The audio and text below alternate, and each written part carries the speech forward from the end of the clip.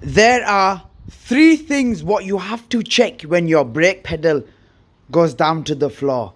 First thing is make sure that your servo pipe, vacuum pipe is connected to your intake manifold. The way how you check that is pump the pedal up till it goes hard. Start the car up and then see if it goes soft. If it goes soft, it's working correctly.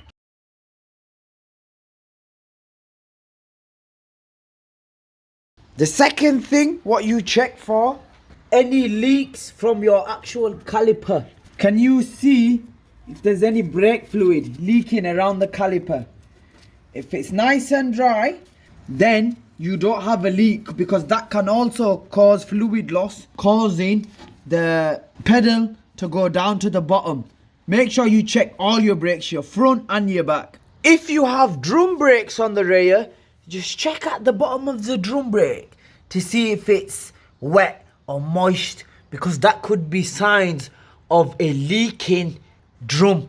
Same again, check both sides.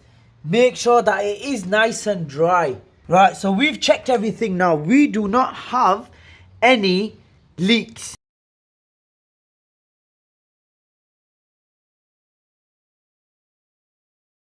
Okay, so we've checked the pipe. That is good. You've checked all your brakes. Make sure they're not leaking. They are good. The next thing what we have to do now is actually change the... We've bought a used part because this is a very old car. It's a Suzuki Vitara on a W reg, and it's difficult to get parts for these sort of vehicles in the UK. First, we're going to remove the old brake fluid. What you have to do is remove the brake lines from the outside, taking the as well. Right, that just pops out. We've took all the pipes off. The new one should just pop straight in. Before you connect the pipes, if you have a used one, make sure that it is clean inside there. Let's check the inside of the bottle looks like. Look at the tape the guys used.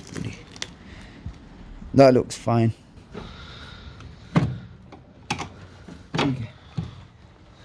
So now the servo is fitted and all the brake lines are attached.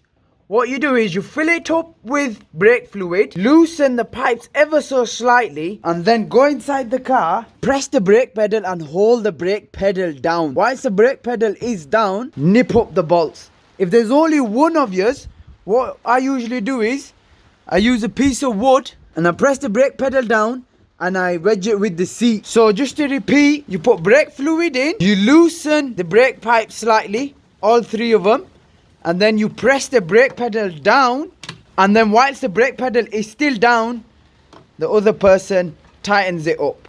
But like I said, if you don't have another person, all you do is press the brake pedal down and wedge it against the seat and then tighten it up whilst the pedal is down. Repeat that process 4 or 5 times and then you should get a brake pedal.